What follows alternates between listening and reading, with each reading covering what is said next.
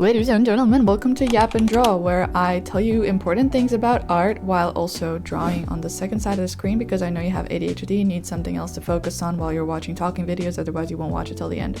Step 1 to getting an art style is stop being so worried about not having an art style. The only reason you think that you need an art style and you need it immediately is because you're already looking at established artists who have been drawing for decades and who have established their art style, started posting on social media. What you're looking at when you're looking at popular artists is the result of a journey that has been going on for decades. Okay, maybe not decades for everyone, but decades for a lot of them. And then you look at yourself with your sketchbook being all over the place and you think, oh my god, I must not be a real artist because I don't have a style like this artist with 1 million followers. I remember I literally didn't draw for a whole year because I thought that not having an art style invalidated me as an artist, and that until I had one, I wasn't allowed to post on social media. That's like so not true. So like I already said, when you're looking at those established artists, what you're seeing is the result of years and years of work, and what you're not seeing is their early days. You're not seeing their messy sketchbooks where they were drawing random movie scenes, random cartoon characters, anything that's in front of them. You're not seeing any of the journey that they took to get to where they are now in terms of art and art style, and suddenly you think that you're supposed to be where they are. Where's the logic? Now that I've got that covered, let's actually go into step 2, which is a more actionable step for you to take. By the way, if you use Procreate and sometimes you feel like you want to draw but you don't know what to draw, just go online and look for stamp packs like I'm using right now, where you just have like stamps to trace. You can also download mine. I will link it in the description. I don't know where I'm pointing. But having like stamp packs to just trace when you want to draw without the pressure of knowing what to draw is really also life-saving. So step 2 is reach for the utmost feeling of satisfaction when drawing. What do I mean by that? I mean that now that you've put the pressure off of yourself and onto something else, I don't know, to have your own art style, I want you to draw simply for your own enjoyment. Forget about the grinding for now. Forget about the difficult studies that you're forcing yourself to do every day. Actually draw what makes you happy, because your art style comes from the things that make you happy and you don't realize that. I want you to pause this video right now and write a list of 5 art styles or artists that make you the happiest to look at. That feeling of bliss, that satisfaction, that feeling where you feel like you're all tingly when you look at something that someone else has drawn. That is the feeling that I want you to reach for when making your own art as well. And that is the feeling I get from my art style now that I have finally found a style that is uniquely my own. What I want you to do is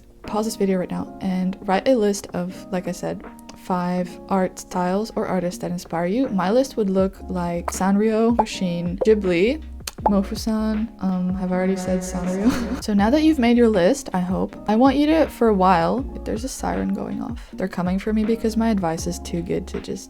Now for a while, I want you to treat drawing as your idea of self-care. Forget about the difficulties that you're facing. Forget about drawing 100 feet to get better at drawing feet. Just like right now, if your goal is to find your style as quickly as possible, right now, I want you to focus on... Oh, that's so cute.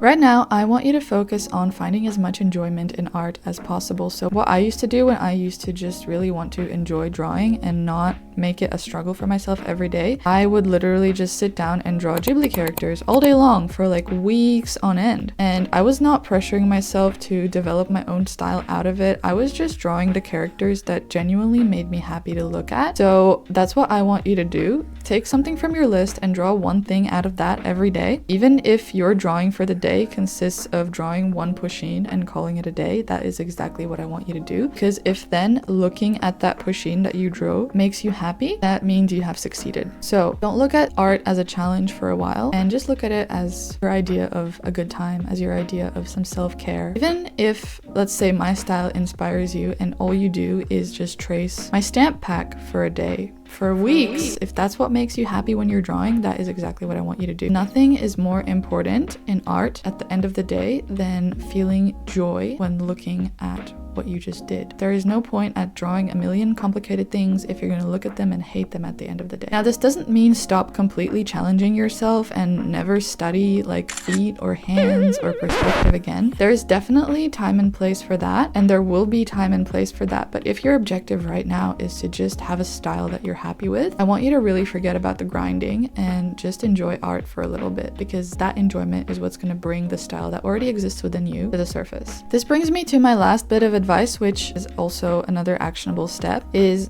have your list in front of you, and basically what you're going to be doing from now on as a practice exercise is combining different styles in one piece. For example, let's just say you like my style of drawing cats and your goal is to develop a style that would look similar, but obviously you don't want to be copying your favorite artist forever, right? What you're going to do is, for example, you're going to, like I said, combine different styles into one. And from doing that, what you're going to develop is a personal preference. And that personal preference brings us back to the question of feeling joy when drawing. Because once you establish a personal preference when it comes to what makes you happy to draw, you've basically already almost nailed your style, and all you need to do is give it time. So what's an example of combining multiple styles in one? Let's say that you also want to draw cats, right? And you really like my way of drawing cats. So we're just gonna hide these fellas and let's just stamp us a cat. Let's just say that you really like the way that I draw the outline of the cat. You like that veekachoo's flow of things is very soft and very squishy, but your goal for today is to combine different aspects of different styles. So what you're gonna do is, let's just say, oh, you really like the way that I do my outlines, but let's say that when it comes to the face, you prefer a style like Sanrio. So what you're literally gonna do is you're gonna take my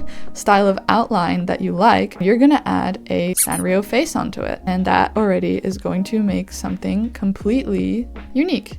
So let's just say we give that a Sanrio face, as close as I can get it, and there you already have something that is more your own than it was before. So this is of course a very vague example. I would combine like 3 to 4 different styles, because remember, you're also coloring. So you take the line art, I don't know, the thin line art of Ghibli, combine it with veekachoo's soft flow of shapes and the face shape that I do and the ear tufts, and you take Sanrio's face and then you color it in like another artist that you like maybe you like someone like Hamatsi and their like watercolor sketchbooky style of coloring. So then you add that coloring to this piece that you already have, and there no one would be able to tell that you're even combining different aspects of different styles, because you're going to have completely your own thing. And what this exercise is going to help you do, if you do it daily or at least weekly, is you're going to develop more and more of a personal preference, and your style is going to change. Like even my style changed so much from when I started, but that's also normal. For your style to start evolving, you need to start developing a style, right? And you already are developing a style without noticing. It already exists within you. These exercises and this video is here to help you bring it out to the surface faster than maybe you would if you didn't know all of this. So let me sum it up. Number 1, take the pressure off yourself to have a style right now. Number 2, draw what makes you happy. Make a list of 4 or 5 artists and art styles that inspire you and that make you all giddy and happy, that make you feel like your eyes are sparkling when you look at it. And number 3, combine different aspects of different styles in your own drawing. Always, always, always come back to that feeling of satisfaction when you're drawing. Make sure you're subscribed and whatever. I don't have time for this.